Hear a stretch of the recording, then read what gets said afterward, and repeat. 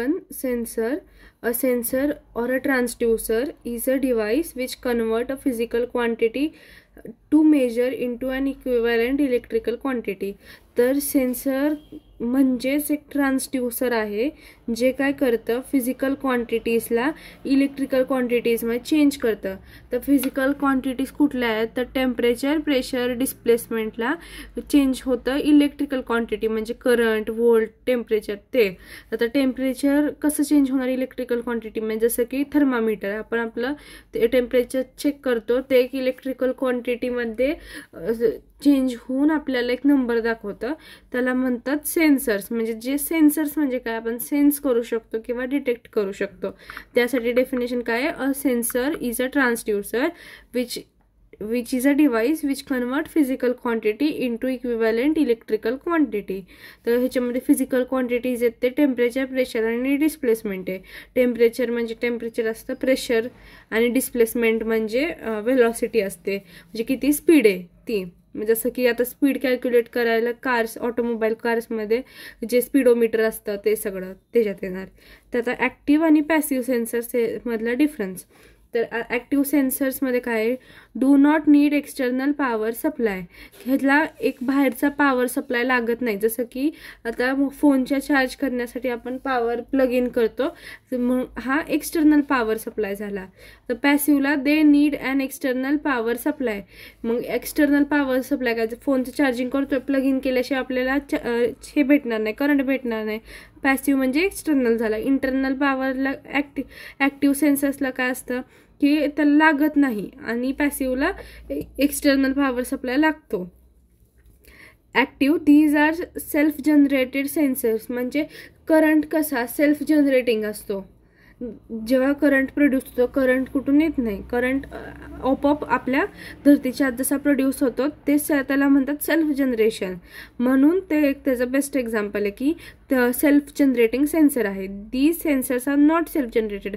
Passive sensors आहेत ते man-made आहेत. जसं की करंट जेव्हा आता ॲक्टिव्हली निघतोय, मग तो करंट ट्रान्सड्यूसर्समध्ये सप्लाय होतो, मग ते तारा आपल्याला इलेक्ट्रिसिटी देतात. तसं ते मॅनमेड थिंग्सनी आपल्याला ज्या गोष्टी पोहोचतात, इझी बनतात, ते ज्याच्यामध्ये हेल्प लागते, नेचर क्रिएट नाही करत आहे, दुसऱ्याची हेल्प लागते, त्याला म्हणतात the sensors are not self generated.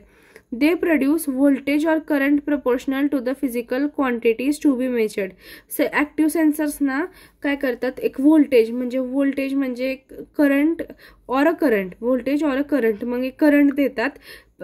Proportional म्हणजे डिवाइड करायला एका फिजिकल क्वांटिटी, म्हणजे कुठली पण फिजिकल क्वांटिटी मेजर करायला आपल्याला ते करंट देतात.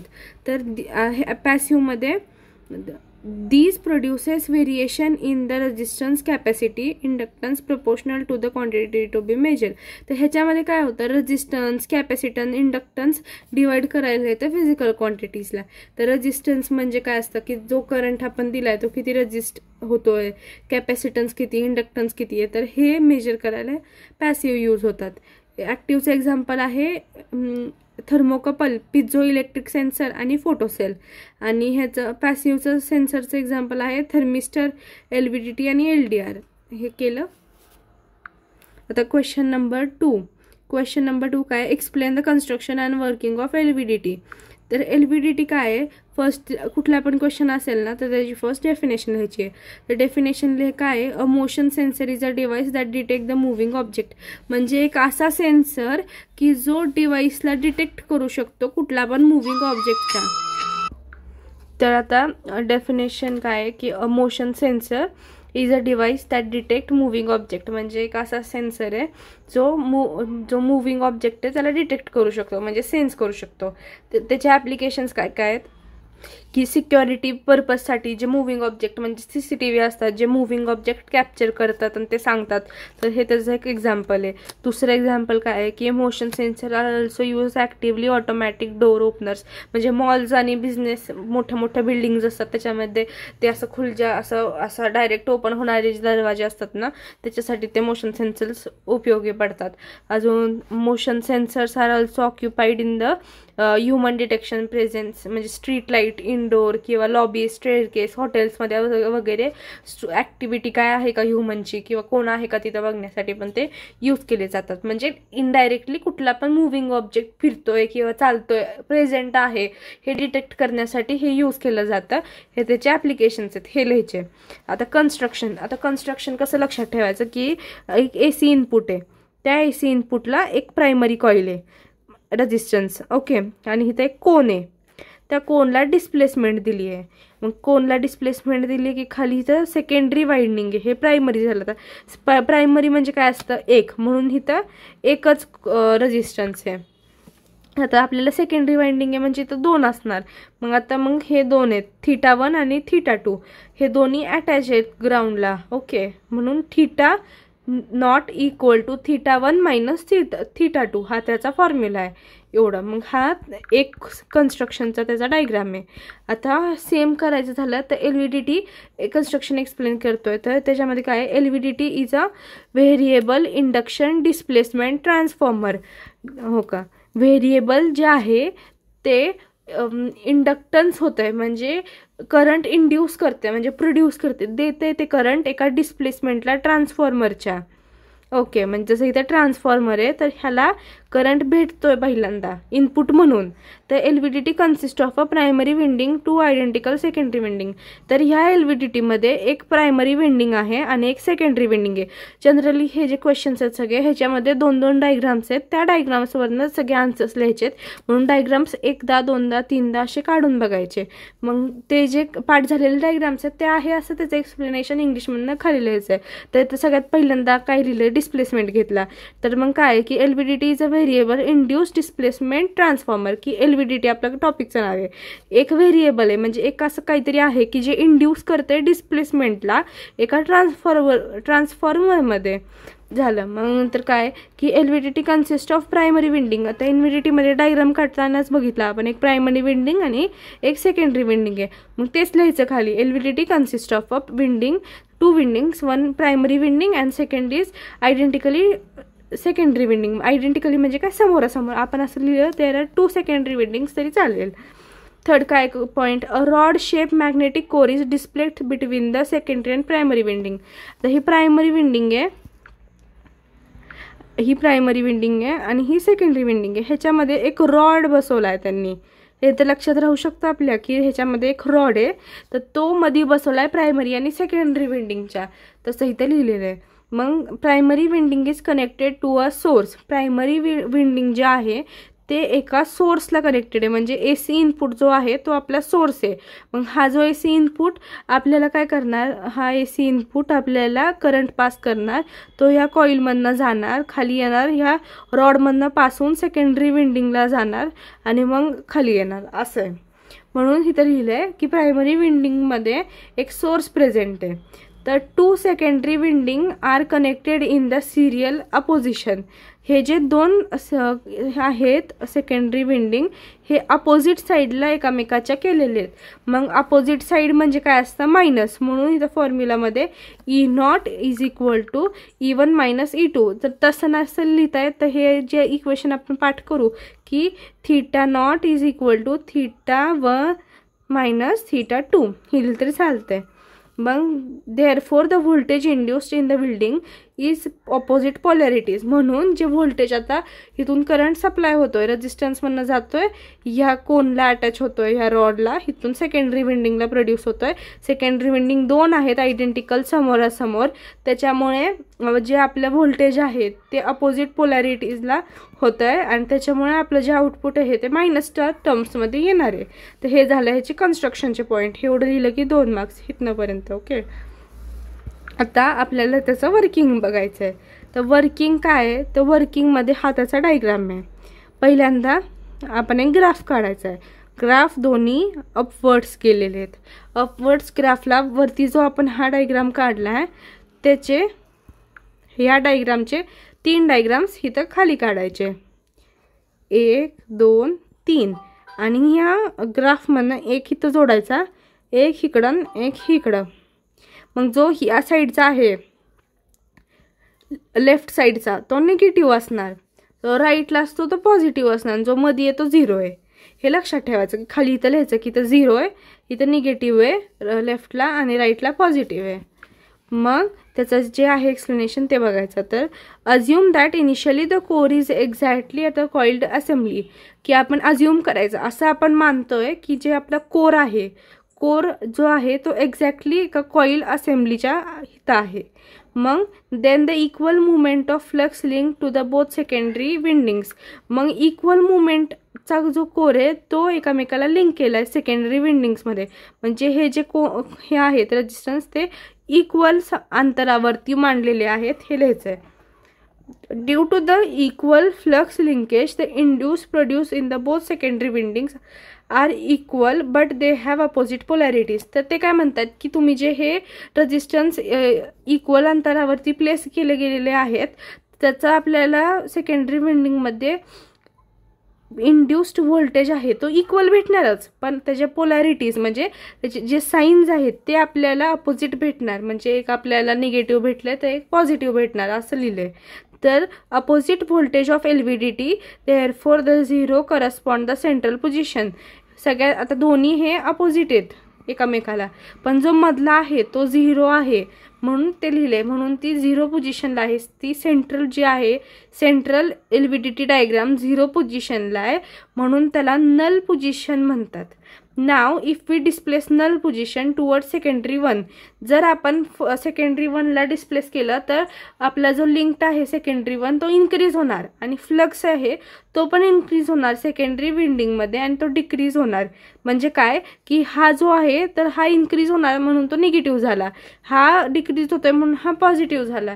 नाव इफ द कोर डिस्प्लेस मग therefore the induced voltage is higher in it to so the output will be positive. आता हा जो आहे इंड्यूस्ड व्होल्टेज ह्याच्यातला सेकंडरी विंडिंगमधला तो हाय झाला आहे म्हणून हा पॉझिटिव्ह आहे आणि हा लो होतोय म्हणून हा निगेटिव्ह आहे.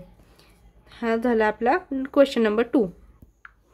हा क्वेश्चन नंबर 3 आहे. State the types of temperature sensors. म्हणजे आपल्याला ह्याच्यामध्ये थर्मोकपलला थर्मिस्टरला एक्सप्लेन करायचं आहे. तर ह्याच्यामध्ये वर्किंग ऑफ थर्मोकपल विचारलं आहे. टाइप्स ऑफ टेम्परेचर सेन्सर्स कुठले कुठले तर थर्मोकपल, थर्मिस्टर आणि RDT. मग थर्मोकपलचा डायग्राम आहे की ह्याच्यामध्ये आपल्याला 2 बॉक्स काढायचे, वरती 2 खाली 1 असं, म्हणजे खाली 1 वर 1 साईडला दोन्ही, आणि त्याला फक्त असं अटॅच केलं आहे. ओके, ह्याच्यात काहीच नाही आहे लक्षात ठेवण्यासारखं. कशात काढायचा हा डायग्राम हे फक्त लक्षात ठेवायचं आहे. कशात काढला आहे? थर्मोकपलमध्ये. थर्मोकपल लक्षात ठेवायचं, कपल म्हणजे 2 गोष्टी म्हणून हे असे 2-2 साईडला आणि 2-2 वर खाली. मग हा डायग्राम ह्यालासाठी आहे. ह्याच्यामध्ये काय आहे तर टेम्परेचर T1, T2, T3 असं आपल्यानी नाव द्यायचं की कशाला आपण T देणार आहे म्हणजे टेम्परेचरसाठी, आणि X आणि Y तर व्हेरिएबल्स आहेत त्याचा काय नाही आहे विषय. मग ह्याच्यामध्ये ग्राफ दिलेला आहे. या ग्राफमध्ये chromyl constant, iron, copper, platinum आहे. तर क्रोमल आहे तो सगळ्यात वर जातोय, असं एक खाली खाली काढायचा आहे ग्राफ. एकच ग्राफ आहे तेवढाच लक्षात ठेवायचा आहे. मग आता a thermocouple is a active temperature sensors which produces an EMF proportional to the temperature difference between 2 junctions. तर ह्याच्यात काय लिहिलं आहे की थर्मोकपल हे एक ॲक्टिव्ह टेम्परेचर आहे. म्हणजे जे सेन्सर आहे, म्हणजे ॲक्टिव्ह सेन्सर्स आपण पाहिलं होतं की जे स्वतःचाच म्हणजे दीज आर सेल्फ जनरेटेड, म्हणजे स्वतः जनरेट करतात म्हणून ते ॲक्टिव्ह आहे. विच प्रोड्युसेस EMF प्रोपोर्शनल, म्हणजे ते स्वतःच जे थर्मोकपल आहे ते स्वतःच EMF प्रोपोर्शनल टू टेम्परेचर, म्हणजे टेम्परेचर प्रोड्यूस करतं बिटवीन 2 जंक्शन्स. म्हणजे 2 जंक्शन्स आहेत त्या डायग्राममध्ये नाहीत का, असे 2 बॉक्स आहेत, तर त्या दोन्ही बॉक्समध्ये ते टेम्परेचर प्रोड्यूस करते. मग काय, it states that the current flow is closed circuit made of 2 dissimilar metals. म्हणजे काय की एक करंट फ्लो आहे जो दोन्ही सर्किटच्या मध्ये आहे आणि 2 डिसिमिलर मेटल्सनी त्या जंक्शनमधनं पास होतोय. मग ते 2 मेटल्स जे आहेत ते डिफरंट टेम्परेचरचे आहेत. काय की एक करंट फ्लो आहे. ओके, एक करंट फ्लो आहे तो एका क्लोज्ड सर्किट, म्हणजे ते आता काढलेली जी फिगर आहे बॉक्स ती क्लोजच आहे ना, त्यात कुठं जागा नाही आहे हातबाहेर करायला. Is made up of 2 dissimilar metals. मग ह्याच्यामध्ये 2 डिसिमिलर मेटल्स आहेत. तर मग ह्या दोन्हीतनं तो करंट पास होणार आहे, पण त्या दोन्हीचे जे टेम्परेचर आहेत ते डिफरंट आहेत असं लिहिलं आहे. आता हे झालं. मग due to the current flow and EMF is proportional to the temperature produce. मग हे जे आहे सगळी करंट फ्लो जो होतोय त्या क्लोज लूपमध्ये, तर ह्याच्यामुळं EMF आहे तो टेम्परेचरच्या डिफरन्सला प्रोड्यूस करतं. मग consider a figure in which 2 dissimilar metal X and Y are joint to form a junction. म्हणजे ते काय म्हणतात की तुमची जी फिगर आहे त्याच्यामध्ये X आणि Y जे टर्मिनल्स आहेत ते हे X आणि Y हे जंक्शन तयार करण्यासाठी उपयोगी आहेत. जसं की आता त्यांनी हे जंक्शन तयार केलं, ते वर जातं आणि खाली येतं आहे. तर मग आता next point, if the junction are kept at temperature T1 and T2. जर ते जंक्शन्स टेम्परेचर 1 आणि 2ला ठेवले तसेच, तर एक थर्मल EMF जनरेट होणार. म्हणजे एक थर्मल म्हणजे काय, तर थर्मल म्हणजे ऊन, म्हणजे जनरली थर्मल पॉवर असते, थर्मल जे सूर्यापासून प्रकाशित होत आहे त्या गोष्टी म्हणजे थर्मल EMF. तर ते जे UV रेज किंवा जे थर्मल आहे ते जनरेट होणार, म्हणजे ते बनलं जाणार आणि ते प्रपोर्शनल असणार टेम्परेचरच्या. मग ते प्रपोर्शनल असणार टेम्परेचर डिफरन्सच्या, म्हणून T1 - T2. मग इथं जो L आहे is equal to K T1 - T2 ही इक्वेशन आहे. तर in temperature measurement system using the thermocouple one of the 2 junction can be maintain. म्हणजे काय की ह्या टेम्परेचरमध्ये काय होणार, थर्मोकपल 1 किंवा 2 जंक्शन्समध्ये मेंटेन होणार. म्हणजे जे 2 जंक्शन्स आपण काढलेले आहेत त्याच्यामध्येच ते सीमित राहणार, पुढं मागं जाणार नाही, जास्त पण होणार नाही, ते मेंटेन राहणार. त्यालाच मग ते जे टेम्परेचर आहे त्याला आपण रेफरन्स म्हणणार की बाबा हे जे 2 जंक्शन आहेत त्याच्यामध्येच ते फिरतंय, म्हणून त्याला आपण रेफरन्स म्हणणार. और a cold junction, reference junction और अ कोल्ड जंक्शन. जसं की जी ट्रेन आहे ती आता एक पाथ असेल ट्रेनचा, तर त्याच्यामध्येच ती फिरते, दुसरीकडं नाही जाणार, म्हणजे रस्त्यावरनं थोडी जाणार आहे. मग तो जो पाथ आहे त्याचा जो एंड पॉईंट आहे, म्हणजे जिथून ती बंद होती जिथून ती सुरू झाली, हे दोन्ही पाथच्या मध्ये ती फिरतीये, त्याला म्हणतात रेफरन्स जंक्शन किंवा कोल्ड जंक्शन. ओके, हा झाला point. A millivolt meter is use to measure it. म्हणजे एक मिलीव्होल्ट मीटर यूज केलेला गेला आहे हे मेजर करण्यासाठी. मिलीव्होल्ट लक्षात लिहायचं आहे.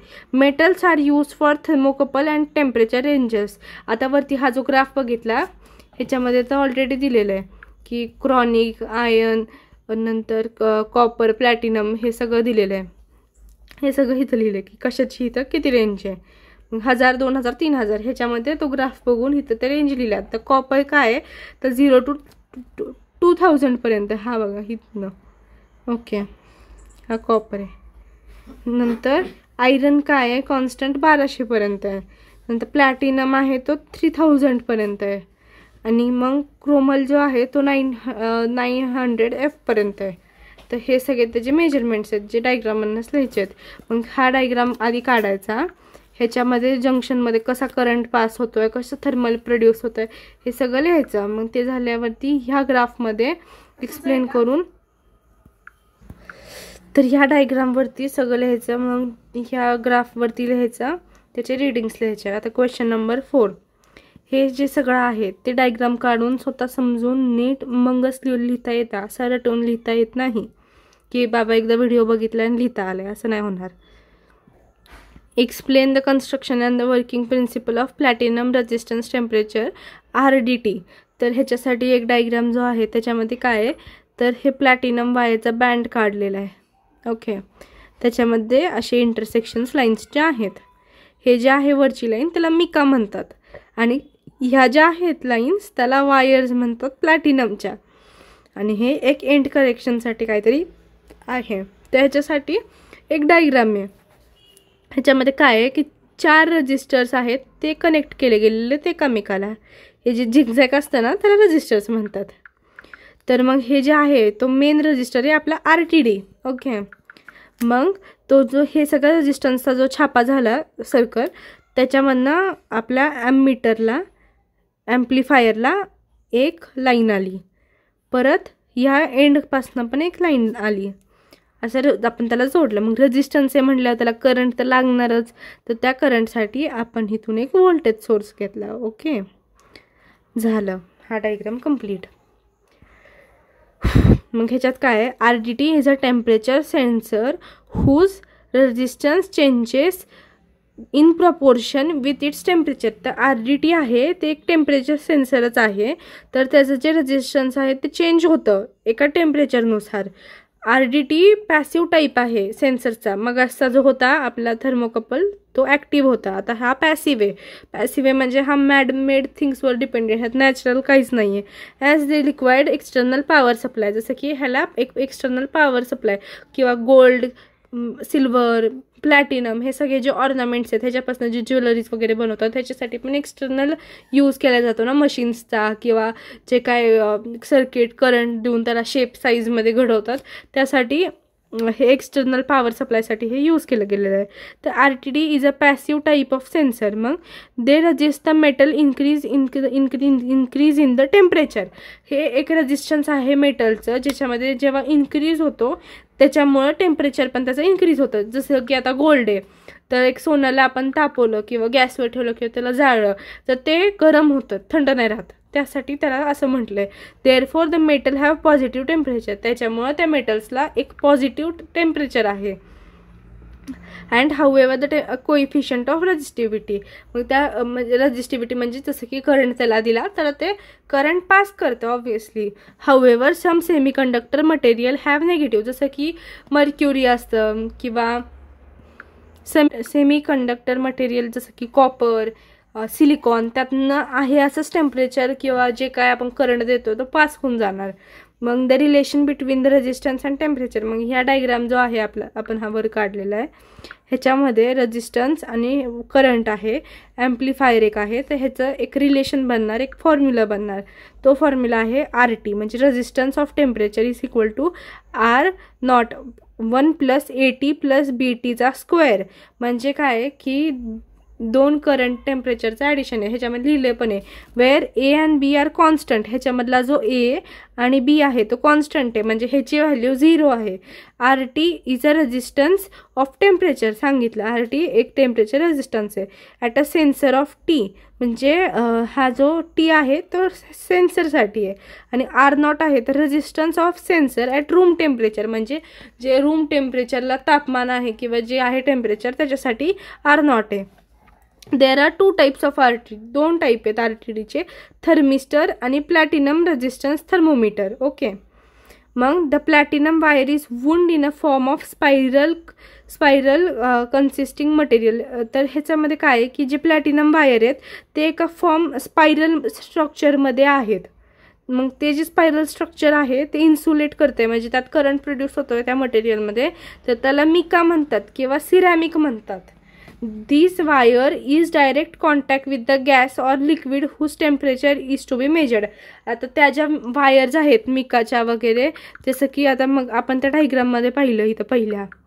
ओके, ह्या डायग्राममध्ये ह्या 2 जे वायर्स आहेत, ह्या 2 वायर्स आहेत तर डायरेक्ट आता सपोज एक लिक्विड आहे, एक नायट्रोजन आहे किंवा कशाचं कुठलं पण लिक्विड आहे एका बॉटलमध्ये भरून ठेवलं आहे, ते मेजर करायचं आहे की बाबा किती आहे, तर त्याच्यासाठी ते यूज होतं. मग ते जे वायर्स आहेत ना 2 त्या ॲज इट इज त्या लिक्विडमध्ये टाकल्या जातात जेणेकरून ती मशीन त्याचं टेम्परेचर किंवा त्याला जे काय मेजर करायचं ते मेजर करेल. मग PRT म्हणजे platinum resistance has positive temperature coefficient, तर त्याच्यामध्ये एक पॉझिटिव्ह टेम्परेचर कोइफिशियंट असतं का, कारण त्याच्यातनं एनर्जी किंवा इलेक्ट्रिसिटी पास केली जाते म्हणून. The voltage at point A constant is VA R3 divide by R1 + R3 into VS. तर ह्याच्यामध्ये काय आहे की आपले 3 रजिस्टर्स आहेत मगाशी ज्या त्या ह्याच्यामध्ये डायग्राममध्ये, म्हणजे 4 रजिस्टर्स आहेत पण एक जो आहे RTD तो मेन रजिस्टर आहे, म्हणून आपण इथं 3 रजिस्टर्सचं डिवाइड केलं R3नी R1 + R3 केलं आणि VS म्हणजे व्होल्टेजने त्याला मल्टिप्लाय केलं आहे. मग हे 2 फॉर्म्युले जे आहेत ते इम्पॉर्टंट आहेत लिहायला. However voltage B is varies the temperature, मग हे जे आहे V तो व्हॅरी करणार म्हणजे चेंज होत राहणार as per temperature changes. Question number 5. Explain the construction and working principle of straight gauge. State its application. तर ह्याच्यामध्ये काय आहे, एक स्ट्रेन गॉज आहे, त्याचं आपल्याला ॲप्लिकेशन वर्किंग कन्स्ट्रक्शन लिहायचं आहे. तर स्ट्रेन गॉजसाठी हा डायग्राम आहे. ह्याच्यामध्ये पण 2 वायर्स आहेत ज्या एक्सटर्नल सप्लाय आहेत आणि आत त्याच्या एक असं सेमी काय ते स्पायरल झिगझॅग काढलेली आहे. हे सोपा डायग्राम, ह्याच्यात काही जास्त नाही आहे. मग ह्याच्यामध्ये काय आहे, तर strain gauge is a positive resistance transducer which convert mechanical elongation and compression into proportion resistance. ह्याच्यामध्ये काय होतं, एक पॉझिटिव्ह गॉज आहे हा, ज्याच्यामध्ये रेजिस्टिव्ह ट्रान्सड्यूसर आहे, ते कन्वर्ट होतं mechanical elongation and compression into proportional resistance. म्हणजे काय की पॉझिटिव्ह रेजिस्टन्सचा ट्रान्सड्यूसर ज्याच्यामधली मेकॅनिकल एनर्जी आहे ती कन्वर्ट होते, चेंज होते, कंप्रेस होते म्हणजे छोटी होते, एलॉंगेट होते किंवा एलॉंगेट म्हणजे मोठी होते किंवा ती छोटी होते इन टू अ प्रपोर्शन. म्हणजे सपोज एखादी वायर आहे तर एखाद्या बॉक्समध्ये टाकायची, ती छोटी पण होऊ शकते, बॉक्सच्या बाहेर काढली तर ती मोठी पण होऊ शकते, त्याला आपण हे स्ट्रेन गॉज म्हणू शकतो. This change in the resistance, मग हा पॉईंट झाला. This change in the resistance take place due to variation in the length. म्हणजे हा जो चेंज आहे की बाबा एका छोट्या गोष्टीत टाकलं तर ती छोटी राहते, ती वायर मोठी काढली बाहेर तर ती आहे अशी लांब होतीये. तर ती जी आहे जी फ्लेक्झिबिलिटी त्यातली ती होती त्याच्या लेंथमुळं आणि एक क्रॉस सेक्शन एरिया आहे त्या गॉज वायरचा त्याच्यामुळं. When an external force act on it. आता सपोज एक्सटर्नल फोर्स म्हणजे मीच ती दोरी ओढली किंवा ती वायर बाहेर ओढली त्या बॉक्सच्या तर ती आहे अशी मोठी होणार. मी जर त्याला कंप्रेस केलं, त्याला दाबली तर ती वायर आहे अशी छोटी होणार, असं तिथं लिहिलं आहे. हा पॉईंट झाला. This variation in the resistance convert the voltage by connecting straight gauge to Wheatstone bridge. मग ही जी लाईन किंवा ही जी वायर आहे ती कन्वर्ट होते व्होल्टेजमध्ये जेव्हा ती कनेक्ट होते एका स्ट्रेट गॉजच्या व्हीटस्टोन ब्रिजमध्ये. तर व्हीटस्टोन ब्रिज एक खूप असं जास्त ऐकलेलं स्ट्रक्चर आहे ज्याच्यामध्ये अशी रेजिस्टन्स असतात. तर मग डायग्रामसारखे हे असे रेजिस्टन्स असतात आणि ते जे रेजिस्टन्स आहेत ते कनेक्ट केले जातात एका वायरपासनं. मग ती जी वायर आहे ती ही स्ट्रेन गॉजची वायर आहे. तर ती जेव्हा त्याला कनेक्ट केली जाते ना तर त्याच्यामध्ये व्हेरिएशन म्हणजे चेंजेस होतात. तर हा पॉईंट पण झाला. याचा फॉर्म्युला काय आहे, DR/R DL/L. म्हणजे DR divide by R divide by DL divide by L असा आहे त्याचा फॉर्म्युला. फॉईल स्ट्रेन गॉज त्याच्या टाईप आहे, तर त्यातला जो टाईप आहे हा फॉईल स्ट्रेन गॉज. मग फॉईल म्हणजे काय असतं, तर एक रोल केलेला फॉर्म आहे त्याला म्हणतात फॉईल. जसं की ॲल्युमिनियमचा फॉईल पेपर त्याच्यासारखंच ते एक शीट आहे. तर इथं पण एक शीट काढली गेलेली आहे तसंच.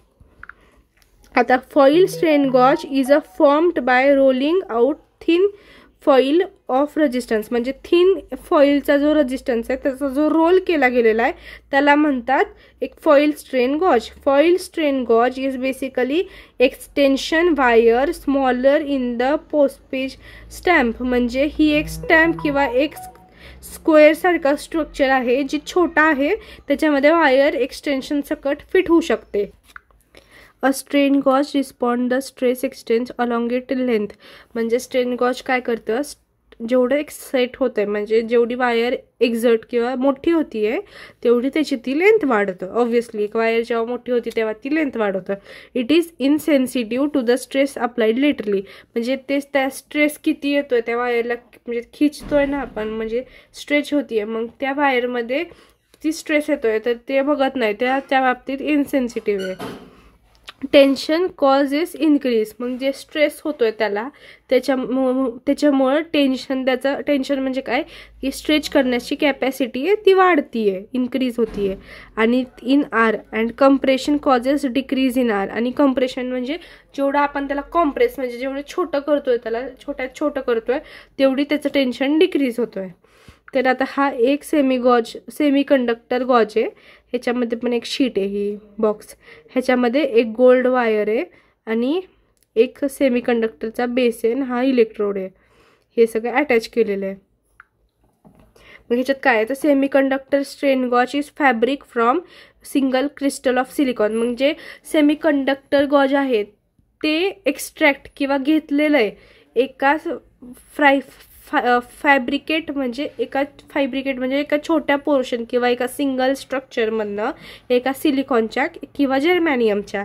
It is a metal or a semiconductor in stretch and compress it resistance due to change in its length. तर हे एक मेटल आहे किंवा एक सेमीकंडक्टर आहे जे स्ट्रेच होतं आहे किंवा कंप्रेस किंवा छोटं होतं आहे इन अ रेजिस्टन्स, एका रेजिस्टन्समध्ये चेंज होतो आहे त्याच्या लेंथमध्ये अँड इट्स डायमीटर, आणि त्याची जी रुंदी आहे त्याच्यामध्ये. This property is called as piezo resistivity. ह्या प्रॉपर्टीला पिझो रेजिस्टिव्हिटी म्हणतात. तर हा झाले क्वेश्चन 5. हा झाला पार्ट 1. पार्ट 2 मध्ये 6 to 10 क्वेश्चन कव्हर होतील.